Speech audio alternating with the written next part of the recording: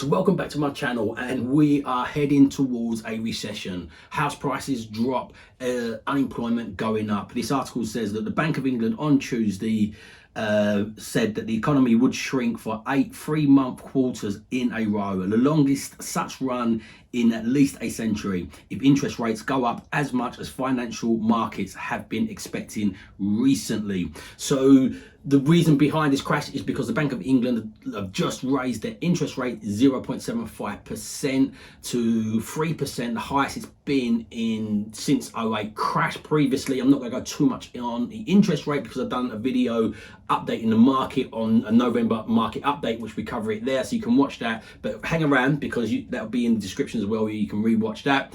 But this is what we're getting predicted. We're going to go into a recession. The predictions are the consumer spending and household prices to fall in 2023, while unemployment will rise, but modestly,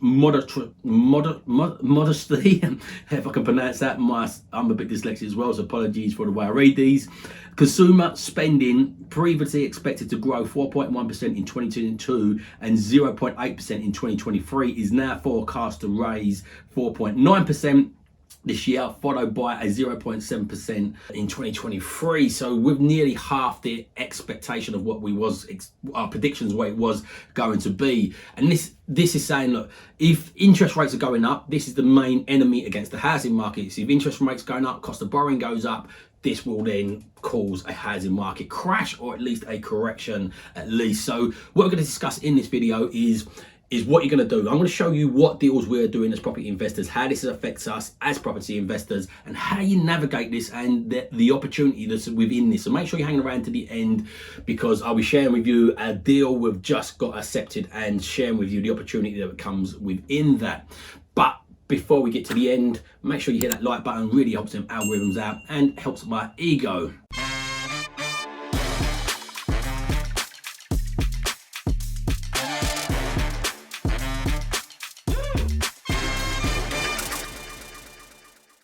So look, the reason that interest rates are going up is because of the high inflationary situation we're in. We're at 10.1% inflation rate, and they're predicting that's going to be curbed a bit by mid next year. But one of the main drivers behind interest rates is the fuel prices and the energy costs, and this is the reason we're a bit more affected in Europe than the rest of the world, although the rest of the world is still experiencing this pressures, and supply chains is massively behind that. And obviously with supply chains, if it's costing you more money to deliver the goods, that adds more pressure on them. Still beyond my belief why governments can't step in and cap these energy companies that are having record profits. I'm not against anybody having record profits, but at a time when the economy are doing hard, like Scotland's already capping rent, so what if they can do this against a little landlord, why can't they do it against big companies? But that is a debate for another session and another video. Love to hear your views on that below.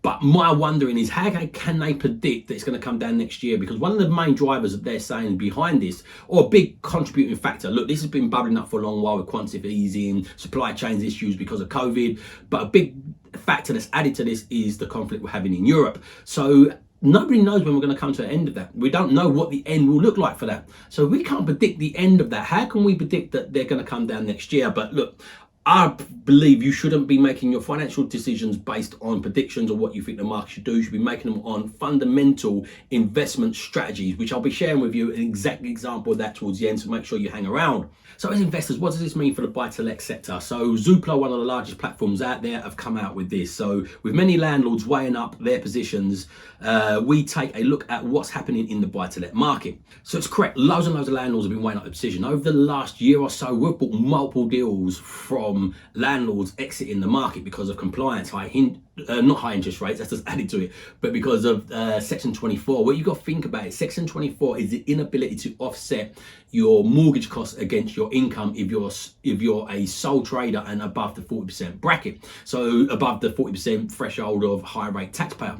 So you would potentially go from paying, and this is on turnover as well, so you might be just on the cusp of that as a private landlord, and because of the changes it takes you over that, so you pay 40% on everything. So for example, if you had a property that was £1,000 a month income and you had a mortgage on that at £500 a month, you'd pay 20%, if you're just underneath that threshold, 20% on the £500, so £100.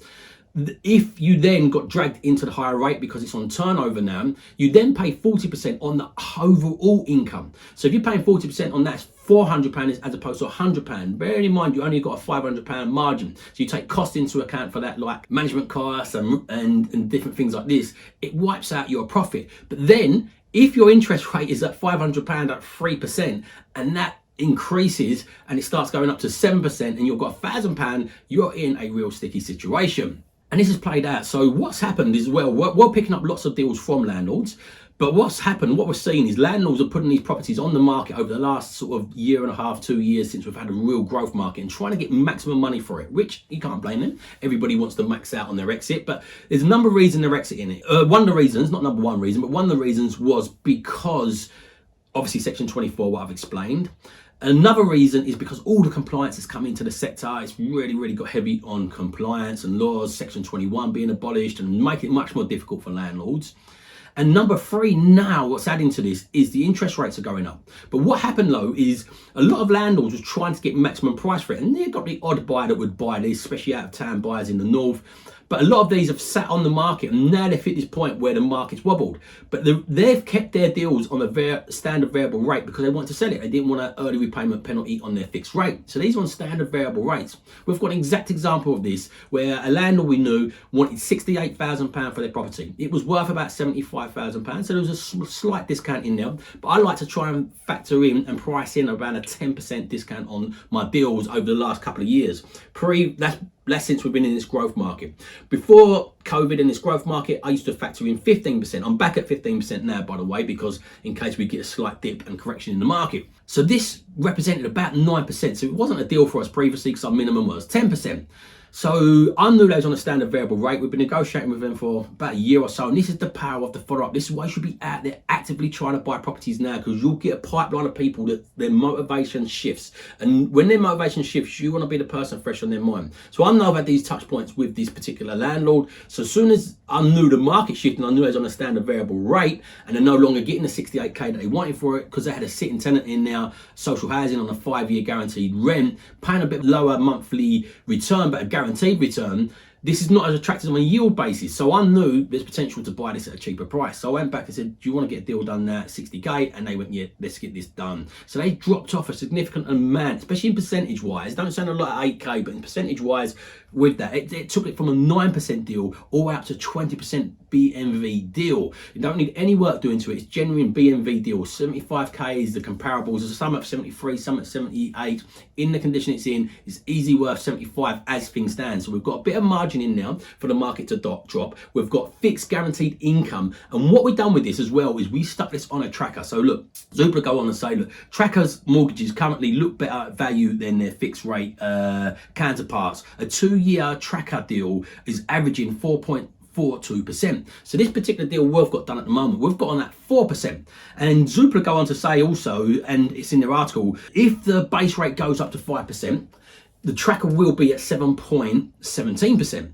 If that's the base rate hits 5%. So it's predicted it could. Like some are saying 4, some are saying 5. But we've got no early repayment penalty in that. So we've got 1 year, and then after 1 year, there's no early repayment penalty. So we got it 4%, and after 1 year, no early repayment penalty. Even at 4%, we're earning, I can't remember the exact figures, but it's over 2k a year on this because it's a lower rent, but it's a guaranteed rent for 5 years. So this gives us stability in what we are doing, knowing we've got guaranteed government-backed income coming in, working with a social housing provider. So because this property was around 60k, there wasn't many lenders that would lend on this in a limited company, and we was getting like 8.8% quotes on a fixed rate over 2 years. So basically for us it's a no-brainer. If it goes up to 5%, we're still beyond where it would have been on the fixed rate. Average fixed rates at the moment on a 2-year fix, these are average by the way, so there is lower deals out there, but are 6.75%. So when you bear that in mind, it's got to go up to 5%, which I don't think it'll get there very quick. We've got a whole period of time where we've got a lower interest rate on this. And a lot of people will say to me, yeah, it's only 2k a year. I can't remember exact figures, but it's around 2k a year. But what we've got to look at is what other asset class can you put your money in where you're going to get guaranteed rent for 5 years. Even we got social housing tenant or not, we buy family homes that attract long-term tenants. So very rarely we get people move out before 5 years. And we also get rent insurance guarantee. And we also get properties that are covered by housing benefits or close to the housing benefits brackets. We averaging out about £600 a month rent on properties we're buying for around 70k. And the benefits in our area is around £500 a month. So even if they did lose their job, we're covered by benefits. It's not a long drop of a difference in what we get in benefits and what we get rent-wise, but also we've got rent insurance, and there's not a high turnover of tenants in these style properties because they're family homes in lower income or benefits areas where people just want council homes and not homeowner mindsets. So this gives you that foundation to be able to go after some of the upside stuff, because there's an opportunity in all the strategies, but the bigger the strategies, the bigger the returns, the bigger the risk. So you want this foundation now of steady income that supports you. And if you leave your money in the bank, you're definitely, one of the reasons we're at the stage we're at is because of 10.1% inflation. Leave your money in the bank. If this deal's taking, I don't know, say 25k to do, I can't remember off the top of my head, but let's say it takes 25k. If we're still in a bad position this time next year, it means because inflation's still high. So at 10%, that means your money's going to lose 2.5k. What would you prefer to do? Have a guaranteed over 2k, it is guaranteed this one, a guaranteed over 2k return on your capital over the next year, or would you prefer to lose guaranteed 2.5k over the next year? Put in the comments what you prefer. It's a no-brainer for me, and it's fair enough that if we had the interest rate at half that, we'd earn double of what we're earning now. But the reality is the interest rates are not there at the moment. The reality is crypto markets are tanking, stock markets are tanking. The only other way you're going to earn a better return if you go out there and actively make active income, which is not passive. So, and then you've got to put risk, effort, and put money out as well. So of course you can if you put effort into doing these things, but show me an asset class that's going to give you such a solid return with so low risks. And yeah, I'd love to know. Even gold's fine, but it don't give you a monthly reoccurring income. And because we're on a tracker, look, it's predicted that the interest rates are not going to stay high for long. So everything mid next year to the end of next year. I don't know how to predict that, but I do believe it won't stay high for long. So if you've got it on this tracker and you've got the exit from there, and as I said, you've got quite a long margin to go upwards before you hit a point of where you'd be paying more than you would on a fixed rate, I think this leaves you in a win-win position. And even at a fixed rate at 6.7%, it probably gives you still a good £1,500 a month. Even if it gives you even if it gives you £1,000 a year, £1,000 a year is better than losing money. And if you're in a recessionary environment, it's the other options you've got. So you've got either that option or other really, really riskier options. So look, I've done a video around building a weather portfolio, show the properties we buy, different ones you should buy depending on where you are in your journey. So I won't go into too much depth on that now because you can watch that and it'll be in the description below. But if you want a free software and a free tool, how you can figure out these returns, stress tests, and what mortgages, this is like an online digital broker.